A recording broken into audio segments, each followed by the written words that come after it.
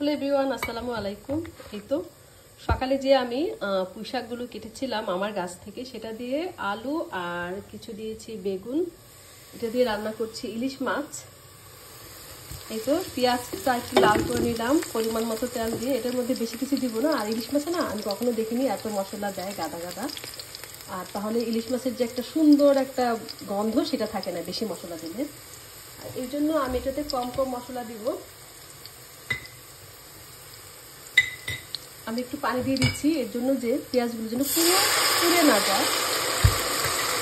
দিয়ে দিচ্ছি পরিমাণ মতো হলুদের গুঁড়া, মরিচের গুঁড়া। যেহেতু ঝাল খুব কম খাই, আর হ্যাঁ ঝাল কম খাবেন আপনারাও, ঝাল যত কম খাবেন তত ভালো, তাহলে পেটের কোনো অসুখ হবে না। একটু কষিয়ে নিচ্ছি। আর আমি এই তো এটা মাখিয়ে রেখেছিলাম প্রায় 1 ঘন্টার মতো। ইলিশ মাছটা মাখিয়ে রাখলে ভিতরে আপনার লবণটা ভালো ঢুকে, মশলা ঢুকে। তো এখন আমি এটার মধ্যে দিয়ে দিচ্ছি পুঁই শাক, আলু আর অল্প একটু বেগুন। যদিও এক বল দেখা যায়, কিন্তু এটা না একদম অল্প হয়ে যাবে। আর আপনারা তো জানেন পুঁই শাক রান্না করার পরে আর অল্প দেখা যায়। এর জন্য আমি একটা আলু দিয়েছি আর অর্ধেকটা বেগুন দিয়েছি।